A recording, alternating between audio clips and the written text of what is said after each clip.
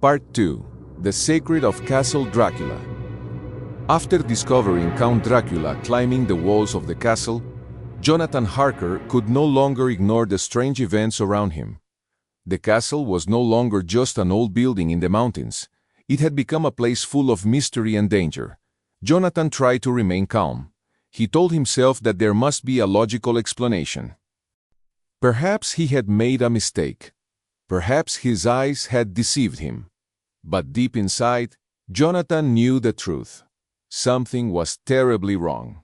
The following days became more frightening.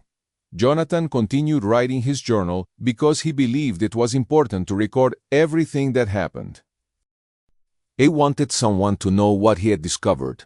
One morning, Jonathan decided to explore parts of the castle that he had never seen before. He walked through long, dark corridors. The stone walls were cold. The air smelled old and forgotten. Many doors were locked. After searching for some time, he found a large room with ancient books and maps. Thousands of books filled the shelves. Jonathan was surprised. The Count had collected information about England for many years. There were maps of London, books about English history, information about cities, streets, and traditions. Jonathan understood something important. Dracula was not simply planning a visit to England. He had been preparing for a long time. The Count knew exactly where he wanted to go. He knew how he wanted to live. He knew how to disappear among ordinary people. Jonathan looked at the documents on the table. The Count had purchased a large house near London, a place called Carfax Abbey. Jonathan suddenly felt nervous. Why would a mysterious man living in an ancient castle want to move to a crowded city? What was his true purpose? That evening, Jonathan met Dracula again. The Count appeared friendly and polite. "Tomorrow we will continue our business," Dracula said. "I am very pleased with your work." Jonathan looked at him carefully. The Count's face was calm, but his eyes were cold. Jonathan noticed something strange. Dracula never appeared during the day. He only moved around the castle at night. Jonathan began testing this. One morning, he waited near the Count's room. The sun was rising. Hours passed. But Dracula never came out. Later that night, Jonathan saw him walking through the halls. The mystery grew deeper. One night, while exploring the castle, Jonathan found a hidden room. Inside, there was an old stone door. Behind it was a dark staircase leading underground. Jonathan hesitated. Every part of him told him to leave, but curiosity pushed him forward. He walked down the stairs. At the bottom, he found a large room filled with boxes. There were hundreds of them. The boxes were filled with strange earth from Transylvania. Jonathan did not understand why. Why would someone transport boxes of soil to another country? Then he heard a sound, a movement behind him. Jonathan turned around. Nobody was there, but he felt watched. He quickly left the room. That night, Jonathan could not sleep. His thoughts were full of questions. Who was Count Dracula? What was inside those boxes? And why did the villagers fear his name? The answer came soon. A few nights later, Jonathan experienced something even more terrifying. He was walking through the castle when he entered an empty room. Suddenly, he felt very tired. He sat down and closed his eyes. When he opened them again, 3 mysterious women were standing before him.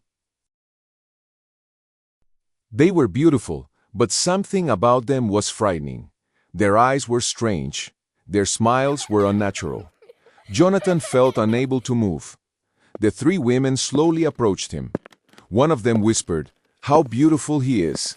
Another said, "He is young and full of life." Jonathan felt a terrible fear. They were not ordinary women.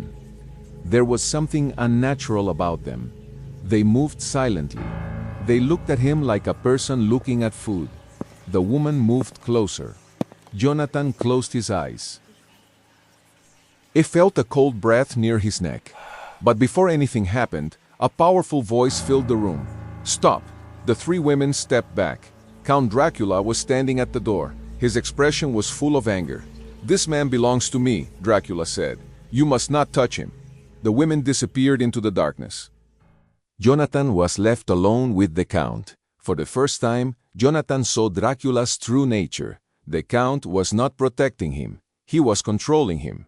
Jonathan realized that he was not a guest in the castle. He was a prisoner. The next morning, Jonathan searched for a way to escape. He looked for keys. He searched every room. But there was no way out. The castle was impossible to leave. Meanwhile, Dracula continued preparing for his journey to England. Jonathan watched as the Count packed his belongings. The mysterious boxes were loaded for transportation. The Count had a plan. Soon, he would leave Transylvania. Soon, he would arrive in England. And Jonathan feared that something terrible would follow him. One night, Jonathan found Dracula's room empty. The Count had disappeared. Jonathan looked around and discovered a terrible secret. The Count was not lying in a normal bed. Instead, inside one of the boxes filled with earth, Dracula was resting. Jonathan finally understood. The legends were true. Count Dracula was a vampire, a creature that lived during the night, a creature that survived by drinking the blood of others. Jonathan's hands began to shake. All the strange events finally made sense. The pale skin, the powerful strength, the absence during the day, the fear of the villagers. Everything was connected. Jonathan knew he had to escape, but the castle was still locked. Outside, the mountains surrounded him. Inside, Dracula's plan was moving forward. The Count was preparing to travel to England. And Jonathan Harker was trapped in the home of a vampire. His only hope was to survive long enough to find a way out. But he did not know that Dracula's journey to England would bring darkness to many more lives. The real horror was only beginning.